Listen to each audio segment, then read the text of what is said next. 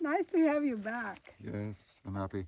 Every time you come into our life, it feels like a piece, like a puzzle of my being comes back, and I feel more complete.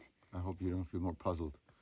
More puzzled I feel when I'm around you for sure, but you have that effect on people, and definitely, for my husband that, I adore, and he's always there as a Hanuman, working away, and you're finding us at the end of the summer, and he's exhausted, but somehow he did something that he hasn't done all summer, which is to just sit down and talk. Oh, great. For 5 minutes to you and me, and so you have that effect on people.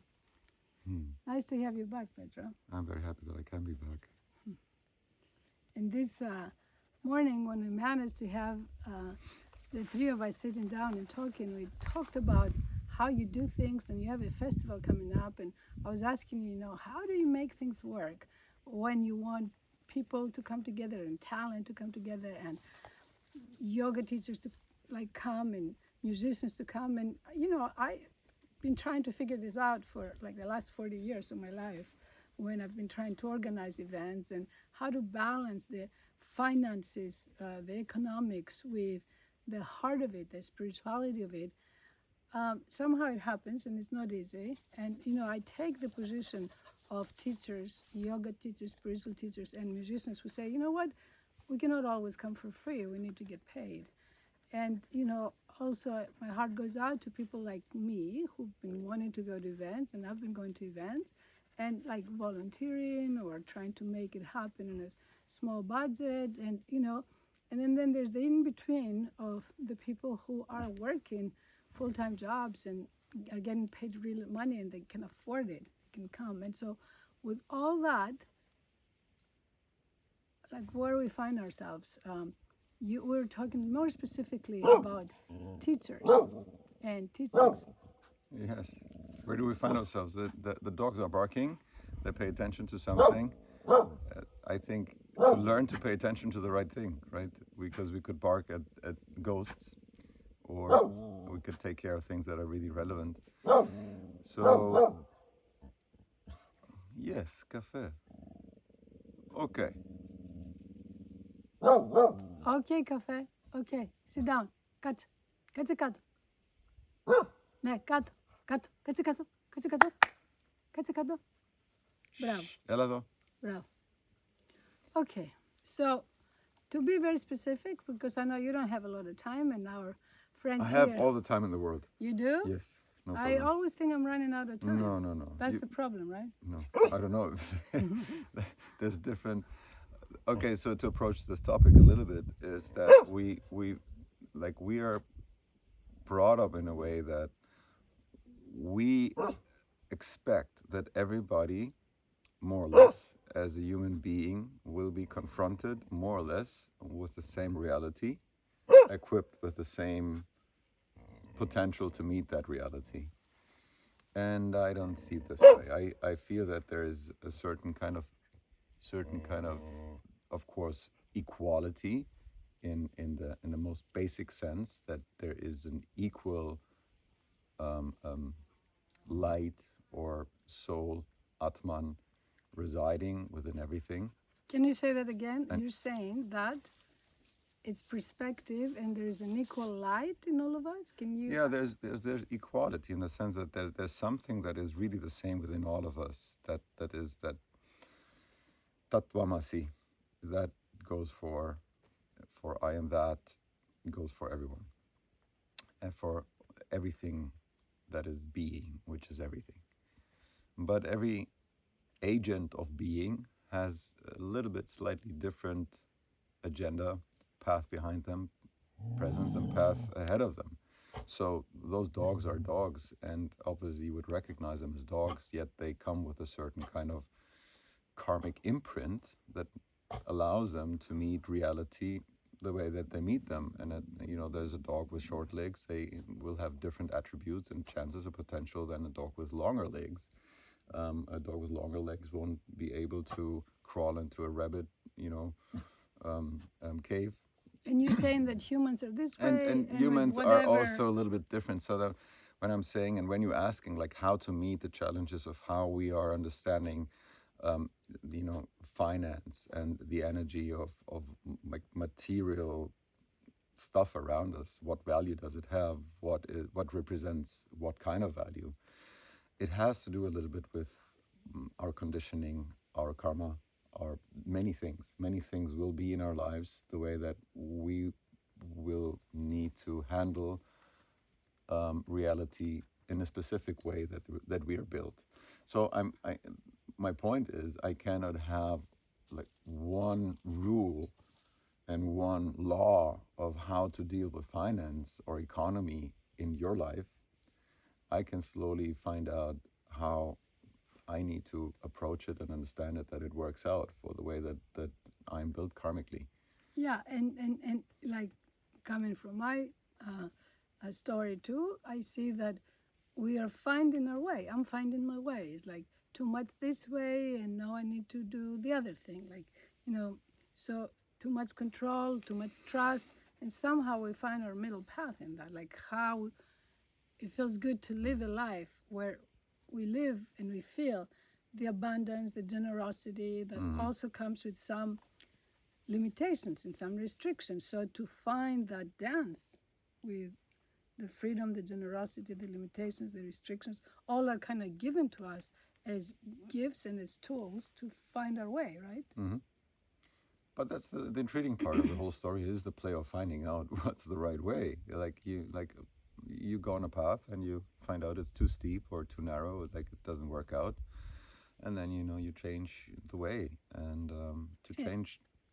Go ahead. Yeah, and to change the way and to be flexible with what is currently needed. I think this is important to realize, and it's not only and always the path that you've chosen in a specific narrow-minded way of like this is the path and it's determined and it's only like this. I don't feel personally that that's the case. I feel that life always will ask us to be flexible and sometimes, wait for a moment, have patience, sometimes accept a steep path, sometimes understand that the narrow path is needed, sometimes then the path widens and you don't actually see where the path is.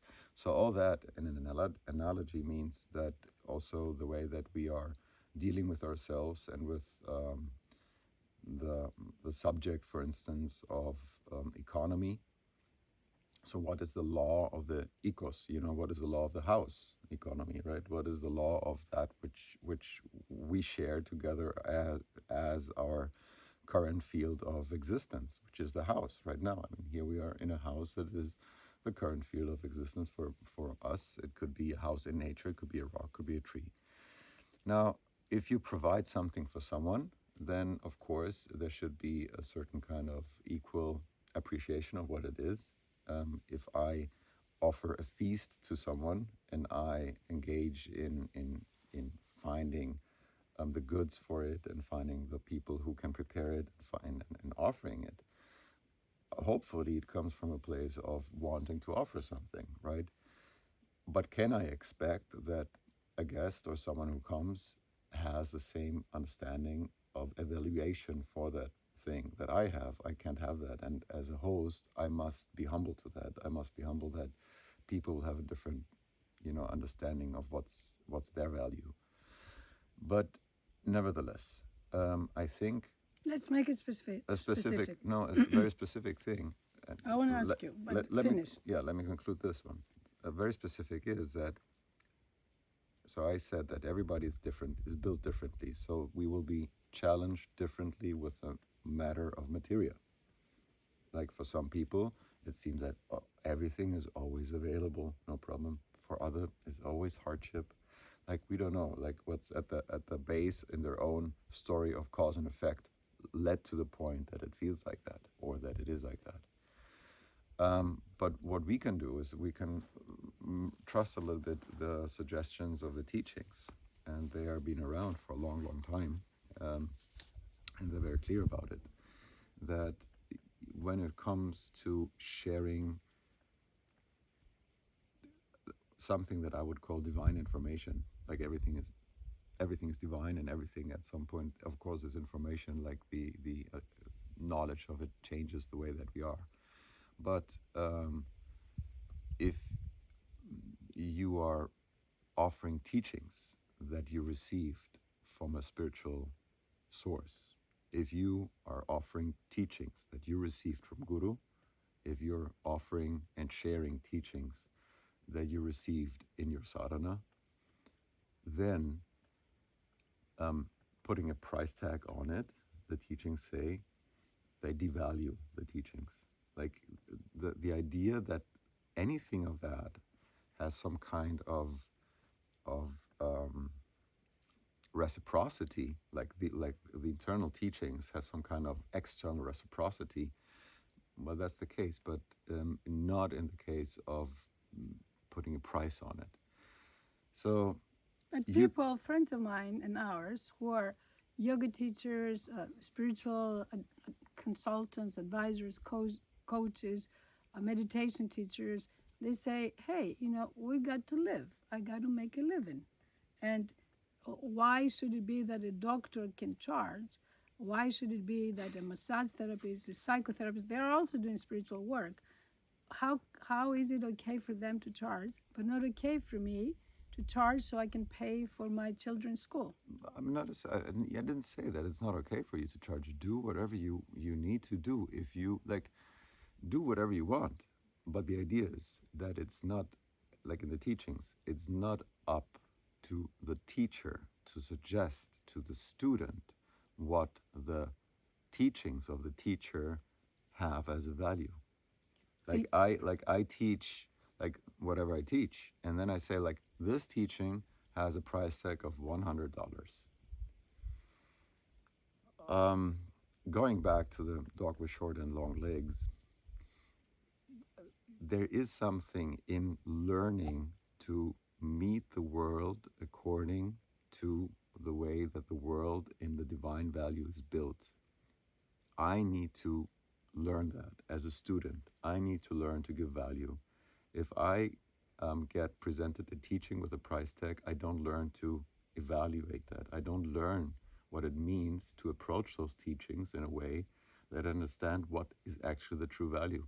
So, for instance, are you saying that if I were to come to Crete and take a workshop or a training with you, that you would not give the price for me to attend a seminar, and I should be responsible to say, okay, from what I can afford and what Petros has taught me, this is what I can offer? Is that, like, to make it clear, is that what you're saying? I know that you want clear-cut kind of like but points of argument. Saying. Yeah, this is what I'm saying, but there's a motive behind that. Okay. Because that's one of the most important parts of the teachings, is that the person gets, or any student becomes sensitive about the value of the content of the teaching. And so in the traditions that I studied in, usually when you learn from a teacher, when you leave the teacher, you leave a donation. And what you leave is a significant amount of your material belongings. It could be that you only, let's say, the only material belongings is 3 copper pots. If I get the teachings from my teacher and I leave, then I would leave him 2 of the 3 pots. 2 από τις 3 κατσαρόλες που έχω. Θα τις δώσω. Yeah. I keep only 1. Why? Because the actual value of what I received from the teacher can never be accounted in any kind of material exchange. That's not the exchange rate of those things. But given the fact that you need to pay rent, you say, or you have expenses, of course that should be taken care of. But usually it's like this. Okay, here we are, because we are in current times of a certain kind of mode how we deal with money, and that it's coming from a certain kind of understanding what a market is, what capital is, and how we deal with those things, and what's our current Western tradition of approaching those things. And for us, that's normal. And we feel devalued if we don't respect those things. But then again, how to learn that the teachings are a different value. You cannot put that in How? any kind of Okay, like, it how? must be, yeah. How do we learn that? How do I, as a student, Yeah. when I come to your seminars, it may take me 20 years Yeah, to understand. Let me conclude that. Because we have such a fragmented situation. So what we do is teaching hopping, all right? So we take a little of this, we take a little of that, we take a little of this. So, oh, there's this nice Buddhist teaching, I'll have 1 week of that, and then I'll go on a hike, and then I'll go golfing, and that's a cliche what I'm saying, but I'm just saying, like, you know, we have a rich bouquet of possible information that you don't even have to qualify for in any way other than paying for it. Right. That is not a good situation. What I have like been exposed to is that like there is no teacher actually, true teacher that I met without community. There's a community there. And the community, like I've never heard from any teacher telling me what I should pay. It was always a community and the fellow sadhakas, the fellow students. I was, you know, somewhere in an ashram, and ashram per se means shrama is the work. Ashrama means no work.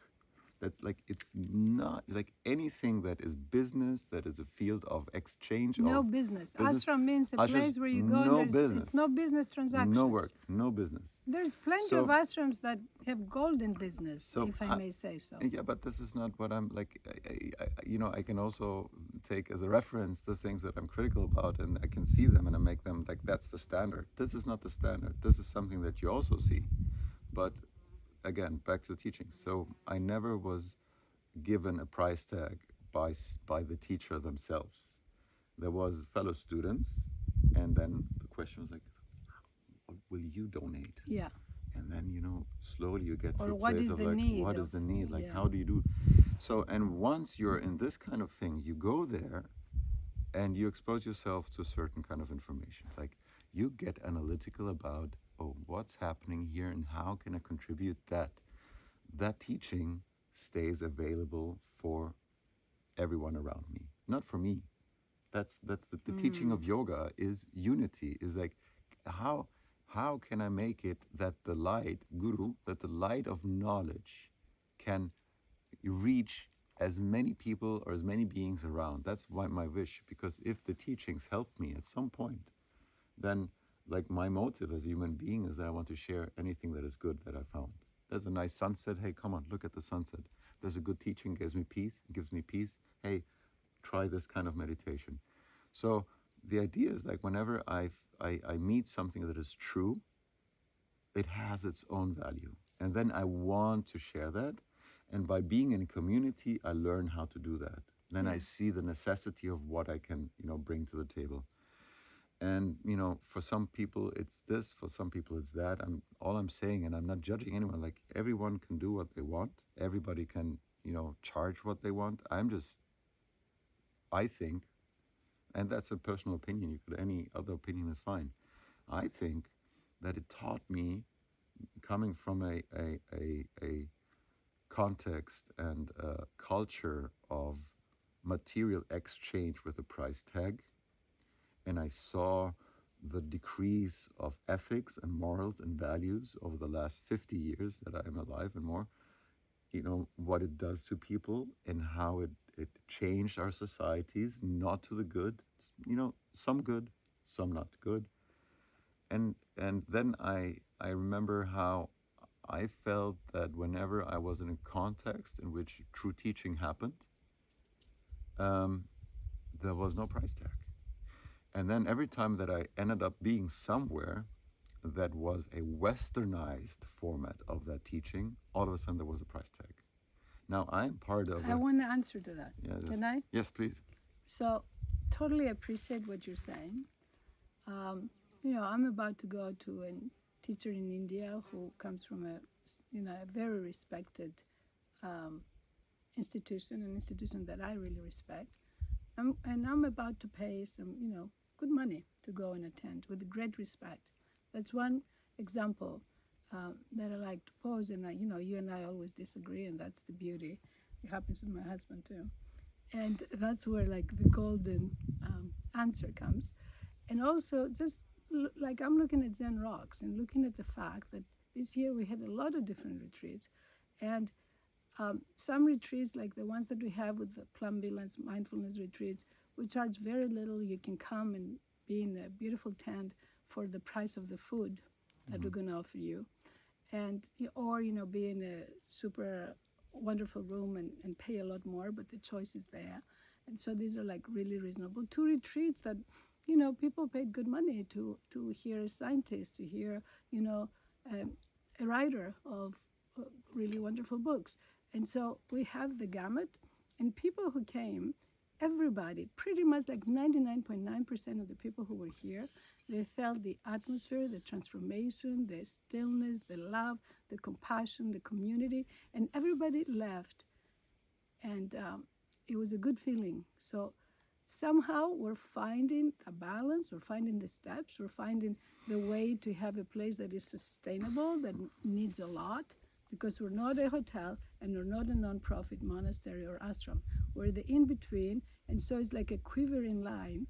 And then it's like the gamut of what the offerings were. But all the offerings, they worked in a sublime, in a like such a like grateful and gratitude-based way. Like we had last week we had an American group with yogis from America. They came, they paid good money, they left really good tips, and they were all ecstatic. Their life had changed, and they keep writing, and they write through the years, and they say, hey, my life has changed. So that tells me that as we're looking, we're finding the way. And the motivation is never money. The motivation is community, spirituality, and how to be sustainable and how to keep going. And when you come, Petros, as a guest teacher to us, that I honor you with the fact that you gave us your time, your energy, your love. So it's a constant balance, and this is like I'm just offering 2 examples, both as a retreat organizer and as a person who's about to go to an expensive retreat. So yes, but this all is good news. And as I said before, that if you're looking for that one formula that will work out, I doubt that you will find it. Yeah, and I hear you. And that's fine. And so if I create a situation to host people, and I offered my life's work to do that, as a form of potential income, then that's energy. That's an energy field that must work on that level. So, well, ours was not that. The potential income was never our objective. The objective was, how can I bring beauty and dharma and share it with the world? And by the way, the spiritual centers that I know, like, the communities, the Zen communities, the mindfulness communities that I'm part of, they're always like looking at ways of like what's relevant, what seminars to offer, how to reach people, how to make themselves sustainable, especially if they have residents, monastics staying. They have to be realistic. And yeah, they put, what I appreciate about some of these communities is that they have a range, pay a little bit or pay a lot. And that is a solution to stay true to the Dharma and embrace people that are ready to, to step into this community practice. Yeah, I mean, all said, there's like, everybody has to actually do it the way that they honestly feel they must do it. I cannot give you advice really how you should do it. We can learn from each other the way that we feel about things, and hopefully we do.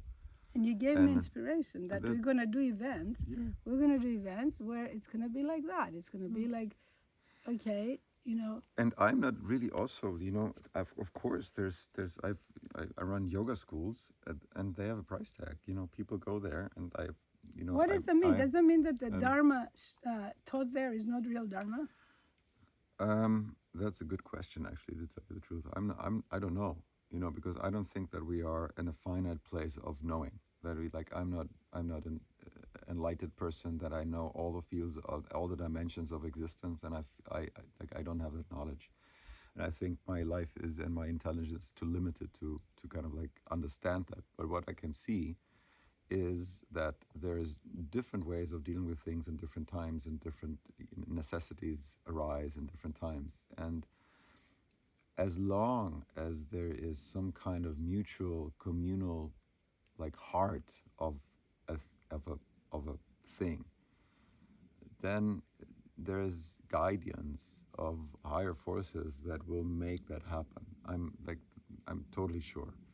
And I know that I cannot run a yoga school in Germany without like having income. But then, honestly, I run yoga schools solely on donation, only donation. Really? Yes, just donation, and for 2 years, and it ran completely fine. You did in the past, or it's I did in happening the now? past, and then I then came COVID, and then for a moment everything kind of changed, and but also, for instance, I did online programs during COVID, and it was all on donation. Like I didn't have like do the class, and it has a price tag. I was teaching every day on donation for 2 years. So to conclude, I'm taking everything that we said to heart, and like that everything varies, as you say, according to circumstances, according to what's happening, and we have experimented or tried or offered in all these different circumstances, as donation, as sliding scale, as charging a lot of money. We try all of that, and definitely I think what's important is to keep that question in front of us, like to keep looking at that question. There was a Zen teacher, a woman in San Francisco, Sherry Huber, and she was always running her programs on donation, but the idea, the Dharma discussion of how do you value your practice? How do you value your life? What do you offer? What is the generosity here? What is the fear factor here? Like it was part of her Dharma, and her Dharma was that all the time, So it's our Dharma too. I love that we keep talking about it. And like I said, we're looking at all the circumstances. And would you say that you're happy with like all these expressions and experimentations in regards to this topic in your life? Like, do you feel that? Happy is the wrong, maybe the wrong word to describe what. Content. I'm not grateful. I'm not in friction with the ways things go, and I understand that I will not, change the capitalist system, the system of greed that is at the base, like the motor for a current culture is that it's not so good. I feel that we are living in times in which actually we have we're running the wrong program, and I don't think that we can run something honest and worthwhile on the wrong program. But it's also a matter of human experience. We have to go through those things, right, and learn what's the right thing.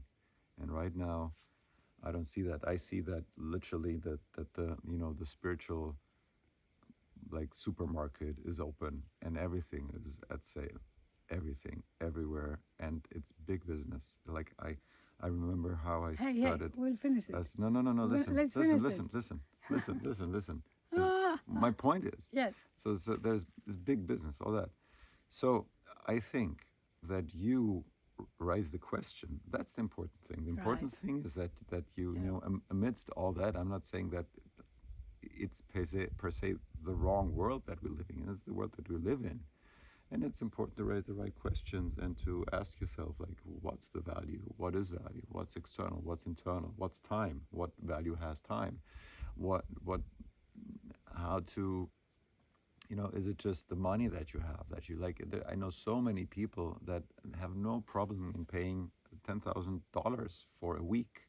It doesn't, make them, less wealthy.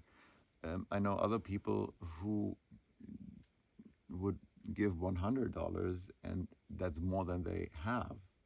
So we talked about, and let's conclude, we talked about last time that we talked about the subject.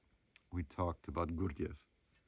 You know, the No, Bulgarian. I'm going to cut it now. I'm going to cut You it cut it? because I'm not going to go to Gurdjieff. Come on, because it's good to Gurdjieff. Like it's a Well, simple. It's a simple. I Like want- because I a wanna formula. You want a finish it. formula. The No, formula. Gurdjieff had a okay, formula. Go ahead. Go So ahead. Gurdjieff has the formula that if you have someone who cannot pay for the course, double the price. If you have someone who easily pays for the course, don't have them pay. Uh-huh. Now, An enigma. Koan for the next time we talk. yes. And I'm going to say this as well. Another topic for discussion for the next time is like our personal relationship with abundance and reciprocity. For example, I see you as somebody who, that it's your karma, like you're easy with it. You had abundance in your life. You know, it's like abundance comes to you through the different jobs, through the teachings, through the journeys, through everything that you do. You're a musician, you know, you're a Bhakti, like everything. I mean, like a devoted person to the higher power.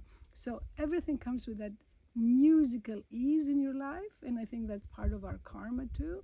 My karma is not that. You know, I come from, you know, the refugees that came to Greece who were the Pondi, right? And my mom was like, could not finish elementary school. They only allowed her to go to 4th grade because she had to go to the fields and work in the fields. And there's like great difficulty, survival difficulty in our life. So I come from there. But then we can change the paradigm. We can study it. We can keep talking about it. We can keep practicing with it. And then see how the field can open and that there can be that generosity, the hospitality, the things that come from the heart, the great optimism that we keep opening and we keep embracing. We find in the balance every step of the way, even if it's not the right balance, but this is what I'm finding for now. And then we just keep going. And yeah, I think definitely the law of the universe is abundance, it's generosity, it's love, and it's like infinite resources for whatever we need to do. Swaha.